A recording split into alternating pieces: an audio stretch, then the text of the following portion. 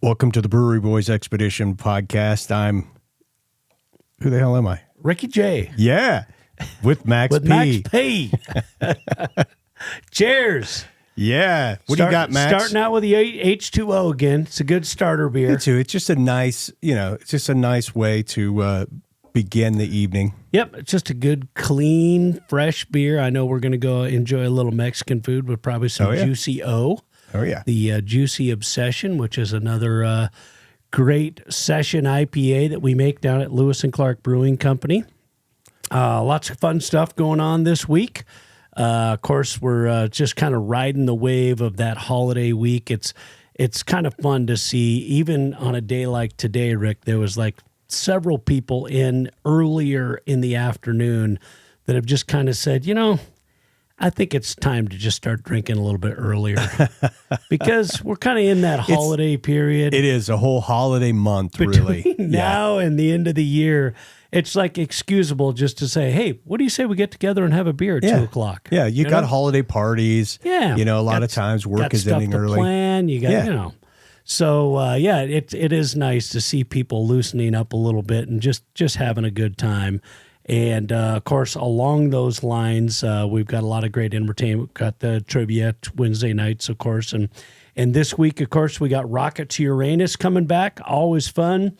Get some good surfer rock and some audience participation stuff. They do a great job with that. And then free beer bingo on Friday night become really popular. And it's been a great way for us to raise some money for local nonprofits. This week is Cohesion Dance, our neighbors right across the street. And, we basically take all the money that people buy in bingo cards, and all that money goes to charity. And it's actually been a more effective way for us to raise money for local charities than even in the old days where we used to do kind of like ales for charity nights or something where we would give a percentage of sales. The neat thing about this is people not only do they get excited about bingo, and I didn't realize bingo was such a big deal, but there's a lot of people that are kind of like rediscovering bingo. Yeah. And even like my parents, I was talking to my mom I guess it was last night, and she said they went down to, I think it was the Eagles or the Elks Club or somewhere, and played bingo for the first time in like 30 years. Oh, that's funny. And just had a great time with it. Yeah. Because it's one of those things where it doesn't take a lot of focus, but you do kind of have to pay attention, and it almost just like gets people that competitive spirit going. Right. And you'll hear someone say bingo, and yeah, because you might be sitting there so close. You just need that one. I just need that 069 or whatever it is. And so that's turned out to be a really fun thing that we're doing pretty much like the first Friday of each month, at least one Friday in the month. Sometimes it's determined if we have a big act coming in that we got to move it around a little bit. But the bottom line is that this Friday, the money goes to Cohesion Dance. And you definitely have an opportunity to win a lot of free beer and some other prizes that we normally have. We change it up each time we do it. So nice. Well, that's a great way to support the community. Yeah. And have fun. Have a couple of beers with your friends and get the competitive juices flowing. That's right. Just have a good time. And then Saturday, we have that band Lark coming back into town. Do some great tunes. I mean, the nice thing about the music that they do, I think, you don't hear it every weekend, whereas, you hear a lot of the same music. And you and I have been guilty of that when we did a cover band. It's like, well, you got to do Jenny. You got to do, there's certain songs that you just know people want to get out to the dance floor and just have a good time. But they do a little bit off the beaten path stuff, but are very high quality musicians. And we're looking forward to having them back in town as well. And then the biggie coming up next week, of course, we got Laney, Lou, and the Bird Dogs. And we pulled up a little video, actually, of Laney, Lou last time they were in the tap room. And if you want to take a look at that, give people a taste of what we're going to be looking at here on the 7th, the final show of Laney, Lou, and the Bird Dogs with their original lineup. All right, here we go.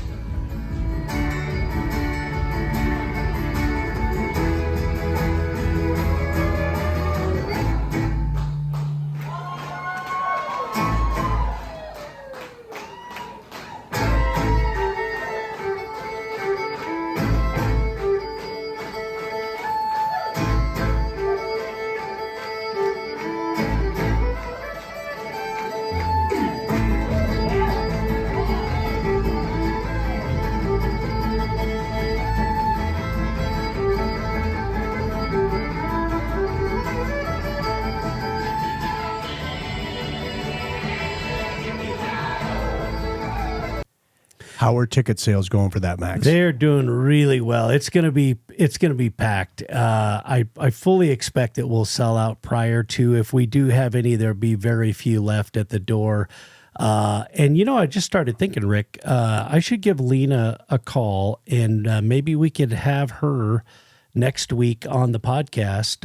If we did it like next Monday, and we could show a couple of the old clips and talk about the history of Lewis and Clark. I mean, they've been coming for a long, long time.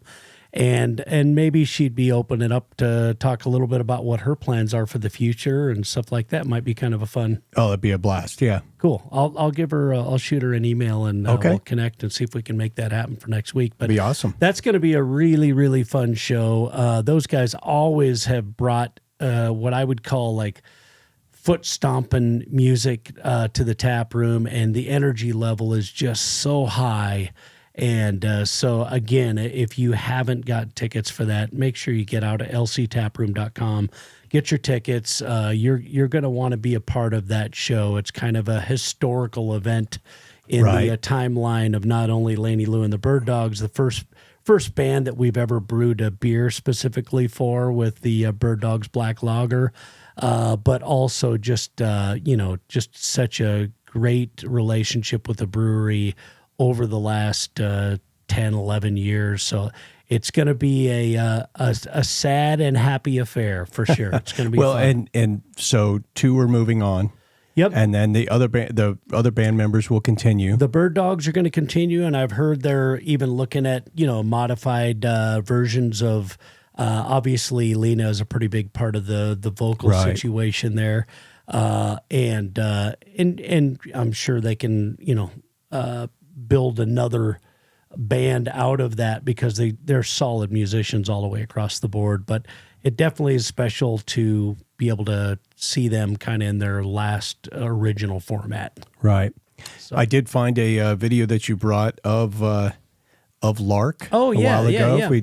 They came, this was probably 6 months or maybe a year ago or so, but yeah, let's throw that up there. All right. I think one of our vertical videos that I used to, or I do for Snapchat and things like that. Okay.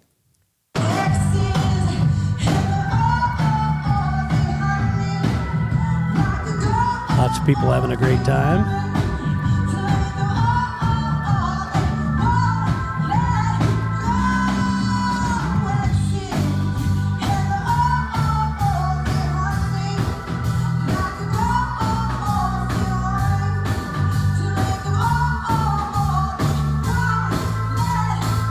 Powerful vocals she's got. Yeah. Probably one of the reasons why I grabbed that was song that you guys used to do. Yeah. Your band. Nice to hear some sax on there too. Yeah. Yeah, I was just thinking that Jessica used to sing that in The Essentials. Yeah, The Essentials. Yeah, I knew there was a familiarity to that song that I've obviously heard it on the radio, but definitely had heard it live before. So, but that's one of those that you don't hear a lot of people covering. So yeah, exactly. It's always kind of neat to hear a little different selection, and sometimes even a completely different genre. Like Saturday we had Damn It Lauren and the Well, and they do a little more 90s and more kind of alt kind of stuff, indie stuff, and it is kind of fun just to expand the horizons a little bit, because you do kind of hear the same stuff like Wagon Wheel over and over again if you have a venue. It's kind of funny that you said, because we did, we were pretty limited when we had our band, but we sure had a great time. But yeah, we played songs people wanted to hear, new. Some of those, like you said, those traditional ones. But it's funny, like when you say Wagon Wheel and a couple others, the guys that were with me in The Essentials, they refused to do those songs. To them, it was like selling songs out. That are like cursed, I think, from a cover band. They're like, no, every cover band does that song. We are not doing it. Yeah, exactly. Oh, so let's see. On the beer side, got, I think, plenty of pumpkin ale now. We ended up doing another small batch. It was so popular this year, we blew through it. So we have about a little over 8 barrels, I think, left. And so we're allowing growlers to be filled again. And great holiday beer. Another really cool thing, is we have a little gift pack, not to turn this into an infomercial, but what the heck. Yeah, no doubt. We have a little gift pack at the tap room right now that has a wood crate that's got 4 beers and a pint glass. And the pint glass actually is our holiday pint glass, got a snowflake on it. And so you can get 4 beers, a pint glass, and this nice little cool wood crate for $15. So whether it's for, a dad or an uncle or an aunt that loves beer, or I think the ideal thing is like you're going over to a holiday party and Right. hey, stop and grab one of those where we put our 2 most popular beers, Miners and Prickly, and then our 2 newest beers in a can, the Mexican Lager and the Helena Haze. So it's a great way to kind of show up with something kind of cool. Right. And so those have been selling really good. And then one of the exciting things that we're going to be launching this week, Rick, that you and I both, I know, enjoy is we're going to launch a gift card or a gift certificate for the golf simulator.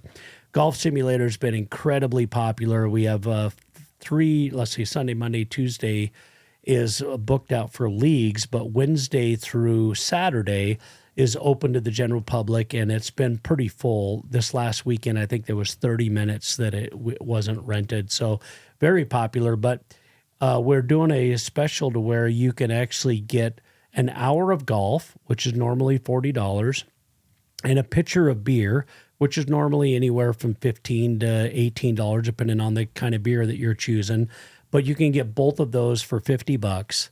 And as a really nice gift to be able to give the golf and beer lover in your life. Gotcha. So we're looking to get that launched this week, and I think that'll just be a kind of a fun thing that people will be able to say, hey, what should I give that person? Well, I know they like golf.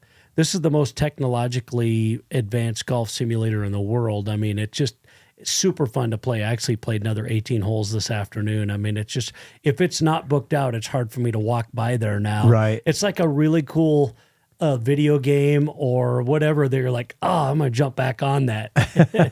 It's a lot of fun. So that should be launched this week, and another great gift idea for folks. Well, that's great. Well, I'm looking forward to some of the groups that got some offers out. Yeah, just got kind some of good stuff. getting that wrapped up. Rocking and rolling. I mean, we can definitely announce now Zoso, which is, they don't like to call themselves a tribute band, but they call themselves the Led Zeppelin Experience. Sure. And, obviously there's many of us that didn't get to see Led Zeppelin live. And I can honestly say I've seen 3 other experiences or tribute bands, if you want to call them that. 3 total, 2 other, and Zoso. And these guys are my favorite. I mean, they bring the look and the feel and the intensity and the passion, and they just kill it. I mean, they just do such a great job. So those guys are going to be February 8th, I believe. I think it's on the calendar there. Is that what? That's right, February 8th. Okay. And so those guys are confirmed. And then I'll just say we can't release the date yet, but I can tell you that some AC/DC female experience is coming back very soon. Nice. So keep tabs on that. Those of you that have seen Hell's Bells in Helena before, we are in the final stages of selecting a date for them in January right now, and very hopeful that's going to happen. They're a lot of fun. Yeah, going to be great.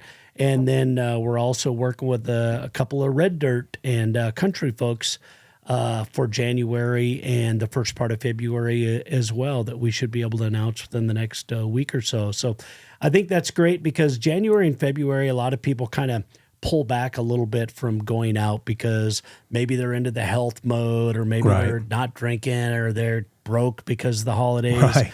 And so Combination. it's a good to have something for them to look forward to and say, oh, okay, you know what? Yeah, I might not go out 2 or 3 nights a week, but I'm going to see that show because that's going to be a damn good show.